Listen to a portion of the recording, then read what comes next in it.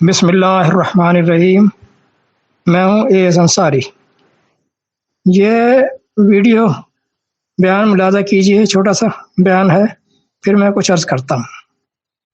سر، آپ یہ بتائیں کہ سود کیوں حرام ہے، جوئے کی مناہی کیوں ہے، اور بیک بائٹنگ کی اجازت کس لیے نہیں؟ بس یہ حکم ہے کلثوم بی بی، اور حکم کے لیے کوئی دلیل نہیں ہوتی۔ لیکن ہم تو کسی بات کی دلیل مانے بغیر یا اس کی لاجک سمجھے بغیر اسے تسلیم نہیں کریں گے۔ ہم پڑھے لکھے لوگ ہیں۔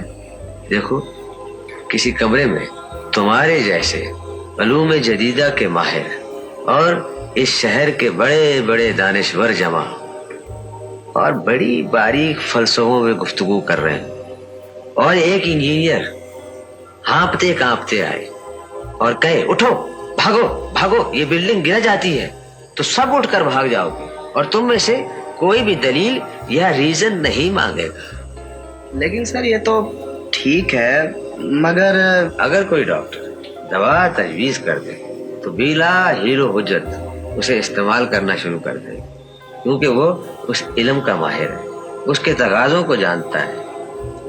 اور کوئی دین کا عالم کوئی بات بتائے تو 100 مسئلے نکالیں گے، 100 باریکیاں نکالیں گے، مسلسل اعتراض کرتے چلے جائیں گے۔ جی سنا آپ نے؟ یہ مکالمہ بڑا دلچسپ اور اہم ہے۔ تجزیہ کار نے اچھا تجزیہ دیا، لیکن ناقص، نامکمل۔ دیکھیں، حکم کو صرف اوبے کیا جاتا ہے، حکم کی صرف اطاعت کی جاتی ہے، حکم کہتے ہیں اس کو، اس کا ریزن نہیں پوچھا جاتا۔ یہ بڑی اہم بات ہے، اس کا ریزن نہیں پوچھا جاتا۔ اس کا لاجیکل ریزن پوچھا جانے لگے تو دنیا کا سارا کاروبار رک جائے گا۔ ڈاکٹر سے اس کی پرسکرپشن کا ریزن پوچھیں، بھائی پہلے مجھے ریزن سمجھاؤ، اٹھا کے بھگا دے گا، نکل یہاں سے کلینک سے میری۔ ایک انجینئر سے اس کی ایکسپرٹیز سے متعلق سوالات کرنا شروع کر دیں کہ بھئی آپ یہاں اس گیج کا سریا کیوں لگوا رہے ہیں، ذرا مجھے ریزن بتائیں۔ ایک کمانڈر سے سپاہی بحث کرنا شروع کر دے کہ آپ اس انداز میں اس سمت سے اٹیک کرنے کا مجھے کیوں آرڈر کر رہے ہیں، پہلے مجھے سمجھائیں۔ سوچیں ذرا، لیڈنگ پرسن جو ہوتا ہے، لیڈنگ پوزیشن پر جو شخص ہوتا ہے، تو وہ اس فیلڈ کا ایکسپرٹ ہوتا ہے، اسی کو لیڈر بنایا جاتا ہے۔ دوسرا اس کی باریکیوں کو نہیں سمجھ سکتا، اگر اس کو سمجھنے کی کوشش کرے گا، پوچھ گچھ کرے گا، بحث مباحثے کرے گا، تو اس وقت تک کام بگڑ چکا ہوگا، وہ وقت نکل جائے گا کام کرنے کا، اور کام بگڑ چکا ہوگا۔ یہ ہے ایک گراؤنڈ ریالٹی۔ اس لیے مطیع اور مطیع جو فرما بردار ہوتا ہے، اور مطاع جس کی فرما برداری کی جائے، حاکم اور محکوم کا یہ اسٹیٹس ہے جو قرآن نے بیان کیا ہے۔ کہتا ہے سمعنا و اطعنا، سمعنا و اطعنا 2/285۔ اسٹیٹس یہ ہوتا ہے حاکم اور محکوم کا، مطیع اور مطاع کا، کہ وہ مطیع کہے کہ ہم نے سنا اور ہم نے اطاعت کی، ہم نے سنا اور اطاعت کی، 2/285۔ یہ ہے قانون انتظامی معاملات کا، یہ بھی سمجھ لیں، انتظامی معاملات کا، ایڈمنسٹریٹو میٹرز، صرف انتظامی معاملات۔ واضح رہے کہ وقت کے رسول کے آرڈر، وقت کے رسول کہہ رہا ہوں میں، وہ محمد رسول اللہ صلی اللہ علیہ وسلم نہیں۔ یہ بھی ایک بہت بڑا جو ہے وہ یعنی فراڈ کیا گیا ہے۔ اگر اس کی ڈیٹیل جاننی ہے تو میرے ویڈیوز کے اوپر، وہ یوٹیوب پر میری ویڈیوز موجود ہیں، وہ ملاحظہ کر لیجیے، اور فیس بک پر بھی میرے مضامین موجود ہیں، نبی اور رسول کا فرق اس عنوان سے۔ واضح رہے کہ اس وقت کا رسول کے آرڈرز بھی اسی قانون میں شامل ہیں، وقت کا رسول، سمعنا و اطعنا کے قانون میں۔ اس زمان میں قرآن ایک اور آیت پیش کرتا ہے، کہتا ہے وَمَا كَانَ لِمُؤْمِنٍ وَلَا مُؤْمِنَةٍ إِذَا قَضَى اللَّهُ وَرَسُولُهُ أَمْرًا أَن يَكُونَ لَهُمْ خِيَرَةٌ مِنْ أَمْرِهِمْ وَمَنْ يَعْصِ اللَّهَ وَرَسُولَهُ فَقَدْ ضَلَّ ضَلَالًا مُبِينًا 33/36۔ کسی مومن اور کسی مومنہ کو یہ اختیار نہیں ہے کہ جب اللہ رسول سے مطلب ہے اسلامک اسٹیٹ، اور اس کا سربراہ ہوتا ہے رسول، اللہ رسول سے یہ مطلب ہوتا ہے جب اللہ رسول یعنی اسلامک اسٹیٹ کا سربراہ رسول کسی بات کا آرڈر جاری کر دے کہ تم نے یہ کرنا ہے تو ان کے لیے پھر کوئی آپشن باقی رہ جائے نہیں. بس جو بھی اس آرڈر کی نافرمانی کرے گا تو وہ کھلی گمراہی میں مبتلا ہو گیا. فقط ضل ضلالا مبینہ 33/36. Order is order. یہ تھا اس میٹر کا ایک پہلو. دوسرا پہلو یہ ہے کہ قرآن کے اندر اطاعت کی جہت سے دو طرح کے بیانات ہیں. نمبر ایک احکام حکم. نمبر دو مواعظات یعنی جن کو کہتے ہیں ہم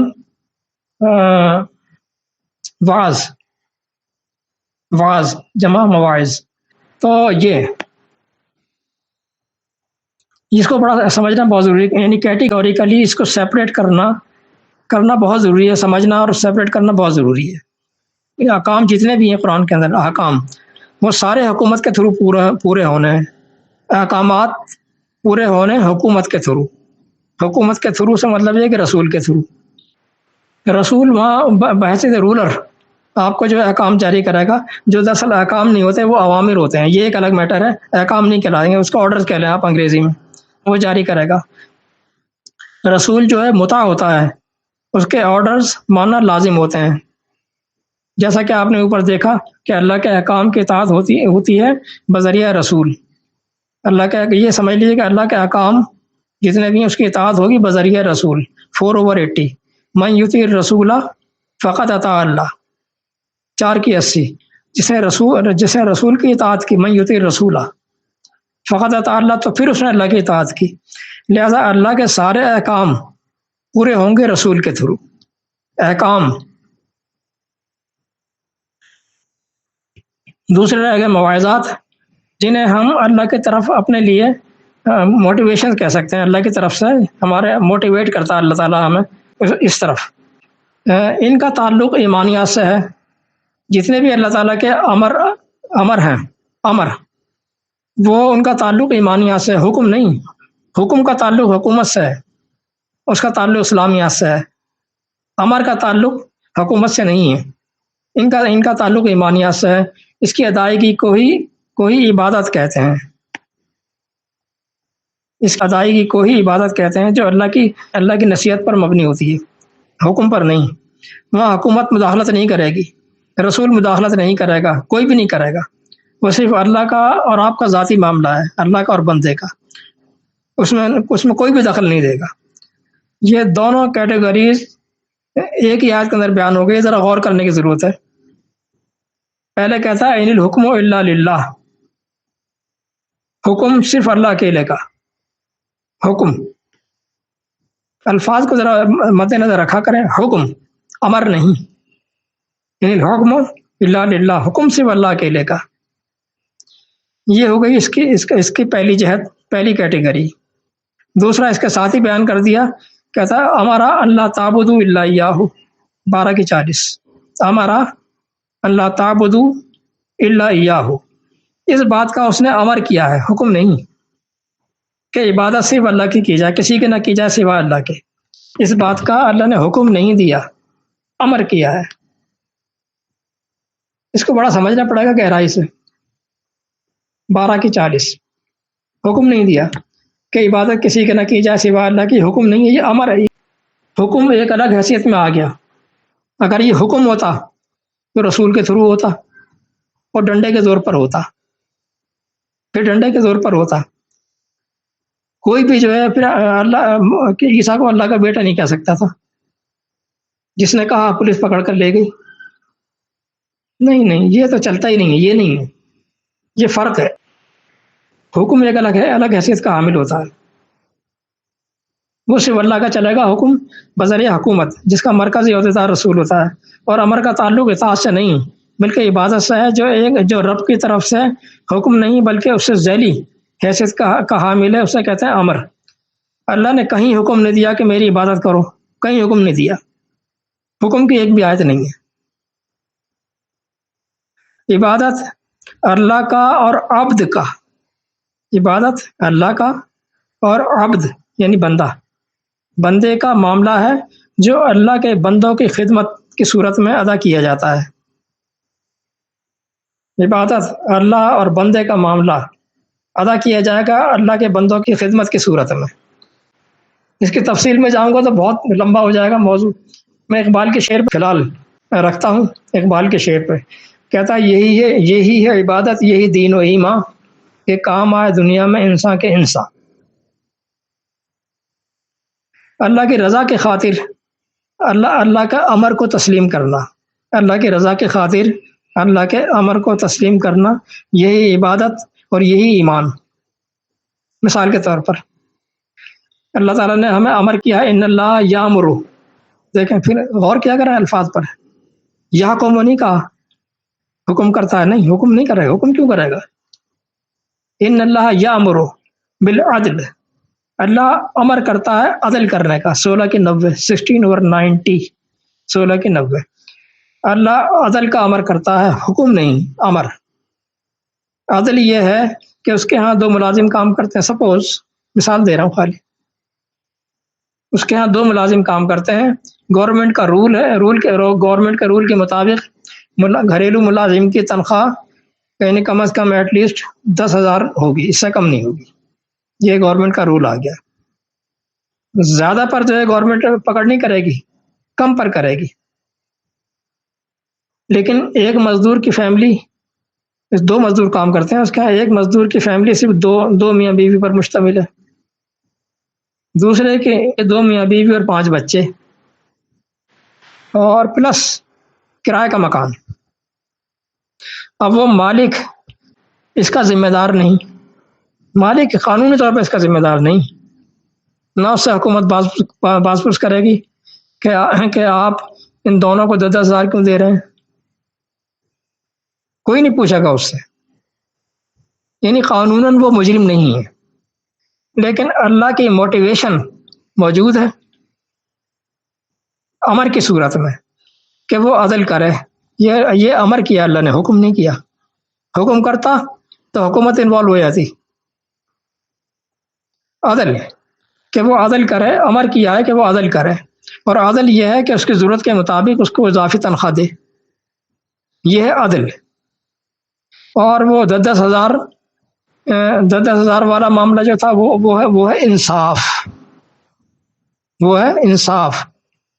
انصاف نہیں کرو گے تو گورنمنٹ پکڑ لے گی، عدل نہیں کرو گے تو گورنمنٹ نہیں پکڑے گی. یہ اللہ کا اور بندے کا معاملہ آ گیا. اور کس طرح پورا ہوتا ہے؟ بندوں کی خدمت کر کے. اللہ کو تو کچھ بھی نہیں چاہیے نا، اس کو کچھ نہیں چاہیے. عبادت کا وہ کانسیپٹ جو دے رکھا ہے نا، جو مذہبی طبقے نے دے رکھا ہے، بالکل غلط ہے، ایبسلیوٹلی رانگ. لہذا قرآن کے اس طرح کے تمام بیانات جو امر پر مبنی ہیں، اللہ کے امر پر، رسول کے امر پر نہیں. یہ بھی آپ ذہن میں رکھیں. رسول کا امر کوئی اور حیثیت رکھتا ہے، اللہ کا امر کوئی اور حیثیت رکھتا ہے. اللہ کے امر پر یہ تو کسی بھی شخص کے ذاتی ہیں، اللہ کا اور بندے کا معاملہ ہے. ان تمام اصولوں کو مد نظر رکھتے ہوئے فرد غور و تدبر کرے گا. یعنی قرآن کے اندر جتنے بھی یہ اس طرح کے بیانات آئے ہیں، تو اس فرق کو ملحوظ خاطر رکھتے ہوئے، مد نظر رکھتے ہوئے فرد تدبر کرے گا قرآن پر. تدبر کرنے کے لیسٹ کیا کیا اصول ہیں، اس کے کیا کیا ضابطے ہیں. تدبر کرے گا نا. نمبر 1، قرآن کی زبان جانتا ہو، لازمی بات. کوئی کتاب کو جب ہم اس سے کچھ دیکھیں گے، سمجھنا چاہیں گے، تو اس کی زبان تو جاننی لازمی ہے. زبان جانتا ہو. نمبر 2، منطق کے اصول جانتا ہو، کیونکہ منطق کے تھرو ہی صحیح نتیجے تک انسان پہنچتا ہے، ورنہ ٹامک ٹوئیاں مارتا رہتا ہے. یہ منطق کے اصول یہ ہر زبان پر لگتے ہیں، یہ منفرد نہیں، یہ کامن ہوتے ہیں. یہ منطق کے اصول جانتا ہو. نمبر 3، تصریف آیات جانتا ہو. قرآن کا ایک اسلوب یہ ہے کہ اس کو ابواب کی شکل میں نہیں دیا گیا، یعنی اس کا تصریف آیات کی شکل میں دیا گیا ہے. ایک آیت کی وضاحت وہاں اس میں اگر اس میں کچھ کمی ہے تو دوسری جگہ تیسری جگہ اس کو پورا کرے گی. اس طرح سے تصریف آیات کو جانتا ہو وہ. یہ 3 جو ہے وہ اس کے پکے اصول ہیں تدبر کرنے کے لیے. اگر یہ نہیں جانتا تو تدبر نہیں کر سکتا وہ. تو پھر اگر اس صورت میں کہ اگر وہ ان علوم پر کا دسترس نہیں رکھتا تو پھر کیا کرے؟ تو پھر جو ہے وہ قرآن کہتا ہے فصلوا اہل الذکر ان کنتم لا تعلمون، تم اہل ذکر سے پوچھ لیا کرو اگر تم نہیں جانتے ہو۔ تو 21/7 21 کے ساتھ۔ اب یہ اہل ذکر کون ہے؟ اہل ذکر، یہ اہل ذکر جو ہے یہ قرآن کے علوم کے ماہر ہیں۔ 15/9 ذکر کہا گیا قرآن کو، 15/9 ذکر کہا گیا، اور بھی آتے ہیں ذکر کہا گیا قرآن کو، یعنی ان سے پوچھ لیا کرو جو قرآن کے علم کے ماہر ہیں۔ کوئی بات سمجھ نہیں ہے تو ان سے پوچھ لیا کرو۔ تو اور قرآن کے علوم کے ماہر کون ہے؟ جو آپ بتا دیں کم از کم 3 علوم تو جانتا ہو، کم از کم 3 علوم تو وہ جانتا ہو۔ اہل ذکر اولو الالباب راسخون فی العلم، ان سے پوچھ لو۔ جہاں تنازع کھڑا ہونے کا، یہاں پر تنازع کھڑا ہونے کا سوال نہیں ہے۔ آپ کہیں گے پھر تنازع کھڑا ہو جائے گا، تنازع کھڑا نہیں ہوگا، تنازع کھڑا ہونے کا سوال ہی نہیں ہے، اس لیے کہ قرآن اللہ کی کتاب ہے، اور اس کا اسٹیٹس یہ بیان کیا قرآن نے دیگر علوم کے مقابلے میں، یہ بیان کیا ہے، کہتا ہے افلا یتدبرون القرآن، بلا لوگ قرآن پر غور تدبر کیوں نہیں کرتے ہیں؟ تدبر وَلَوْ كَانَ مِنْ عِنْدِ غَيْرِ اللَّهِ لَوَجَدُوا فِيهِ اخْتِلَافًا كَثِيرًا، اگر یہ اللہ کی طرف سے نہ ہوتا، کسی غیر کی طرف سے ہوتا، تو اس میں اختلافات کا کثیر انبار پاتے، ڈھیر پاتے۔ 4/82 اس آیت سے مندرجہ ذیل نتائج برآمد ہوئے۔ نمبر 1، یہ اللہ کی طرف سے ہے، اس لیے اس میں اختلاف ہونے کا سوال ہی پیدا نہیں ہوتا۔ نمبر 2، دوسری کوئی بھی کتاب، دوسرا کوئی بھی علم اختلافات سے خالی ہو نہیں سکتا۔ یہ دوسرا نتیجہ بھی آ گیا اسی سے۔ نمبر 3، اگر اس میں کہیں اختلاف نظر آ رہا ہے تو وہ تمہارے عدم تدبر کا نتیجہ ہے، جو تدبر سے دور ہو جائے گا۔ نمبر 4، تدبر وہی کر سکے گا جو کم از کم ان 3 علوم پر دسترس رکھتا ہو، وہ تدبر کرے گا۔ آپ کرنے بیٹھو گے تو آپ بھول جاؤ گے، یا اس سے پوچھو گے جسے قرآن کے الف بے کا پتہ نہیں ہے، تو ظاہر ہے کہ الجھنیں پیدا ہوں گی۔ اور تدبر کرے گا تو پھر یہ 2 اور 2 4 کی طرح سے نکھر کر سامنے آ جائے گا۔ 2 اور 2 4 2 + 2 = 4 ہی ہوتے ہیں ہمیشہ، تو پھر اس میں کوئی اختلاف نہیں ہوگا چونکہ اللہ کی طرف سے ہے۔ لہذا اختلاف کا اس میں سوال ہی نہیں ہے۔ حقیقی صورتحال یہ ہے کہ اس وقت تو اسلام کا وہ فارمیٹ ہی بدل دیا گیا، پتہ ہی نہیں ہے اسلام ہے کیا، کہاں غائب ہو گیا۔ یہ جو نظر آ رہا ہے یہ اسلام تھوڑی ہے، یہ جو نظر آ رہا ہے 56-57 ممالک میں، یہ اسلام نہیں ہے، بالکل نہیں ہے، اس کا تو فارمیٹ ہی بدل دیا۔ اسلام میں نہ کسی ملا کا وجود ہے، نہ مفتی کا، نہ امام کا، نہ فقہ کا، نہ روایات کا، کوئی دخل ہی نہیں ہے۔ قرآن کے احکام چلیں گے بذریعہ رسول، احکام بذریعہ رسول، اور جو اللہ تعالیٰ کے امر ہے وہ چلیں گے بذریعہ قرآن کے ماہرین، جو صرف رائے دے سکتے ہیں دلائل کی روح سے، اپنی رائے ٹھونسیں گے نہیں، ان کے پاس اختیار نہیں ہے کہ رائے کو آپ ٹھونسیں، کیونکہ ان بیانات کا تعلق ایمانیات سے ہے، جس کے بارے میں رسول کے پاس بھی اختیار نہیں کہ وہ جبراً منوائے۔ 10/99 کون کس امر کو کتنا سمجھا، کتنا عمل کیا، اس میں کتنا اخلاص تھا، کون اندر سے کیا تھا، کون ایمان والا ہے، کون ایمان والا نہیں ہے، یہ سب کچھ اللہ اور بندے کا ذاتی معاملہ ہے، اس میں دخل ہی نہیں ہے کسی کا بھی۔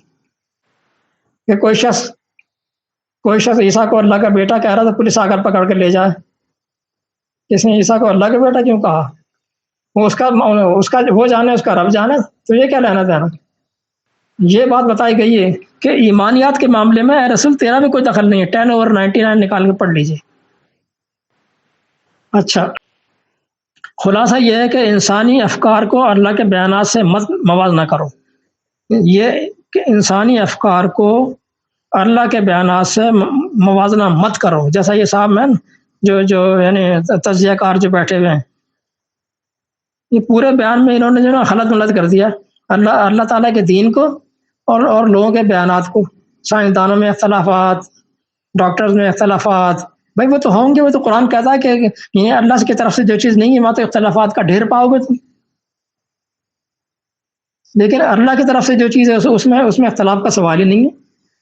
آپ کو تو قرآن کی ہوا تک نہیں لگی نا، آپ کیا تجزیہ دیں گے میرے بھائی؟ وہ تو ہوں گے. انسانی افکار کو اللہ کے بیانات سے مت جوڑو. انسانی افکار تو ہیں ہی تضادات کا ڈھیر مجموعہ. یہی تو فرق ہے کلام انسان و کلام الہی میں.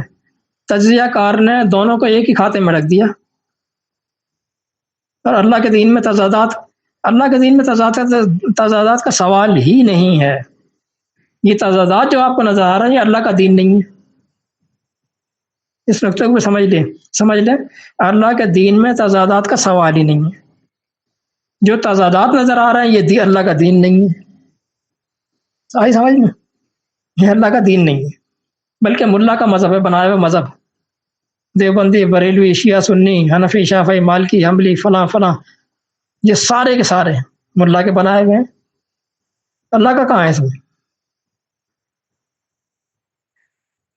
یہ 57 ممالک 56 جو نظر آ رہے ہیں یہ سارے کے سارے اللہ کا بنایا ہوا دین نہیں ہے. دین تو یہ ہے ہی نہیں، جانتے ہی نہیں ہیں. بلکہ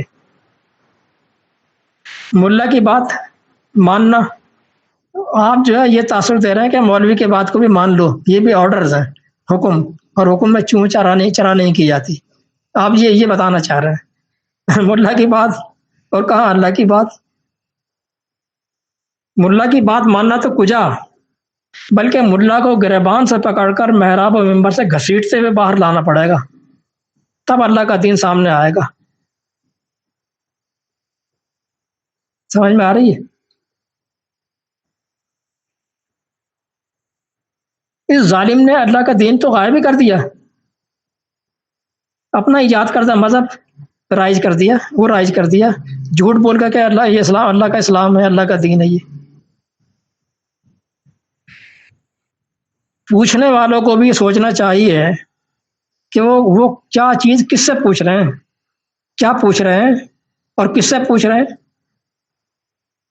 بقول اقبال کہتا ہے مکتب ملا و اسرار کتاب، کور مادرزاد و نور آفتاب.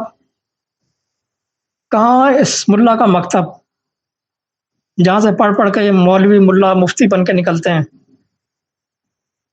اور کہاں اس کتاب کی گہرائیاں؟ اس کتاب کی تو ہوا بھی نہیں لگی ہے ان کو. مکتب ملا و اسرار کتاب، کہاں اس کتاب کے اسرار؟ کور مادرزاد، یہ تو ماں کے پیٹ کا اندھا ہے، پیدائشی اندھا. ملا مفتی پیدائشی اندھا، کور مادرزاد و نور آفتاب، اور یہ ہے سورج کی روشنی اللہ کی کتاب میں. جس طرح سے ایک پیدائشی اندھے کو نہیں پتا ہوتا کہ روشنی کیا ہے، سورج کیا ہے، روشنی کیا ہے، اسے کیا پتا ہے؟ بے عین ہی اس ملا کو جو مکتب سے پڑھ کے نکلتا ہے اس کو نہیں پتا کہ اس کتاب میں کیا ہے، اس کتاب کے اسرار کیا ہے. یہ بہت بڑی حقیقت ہے.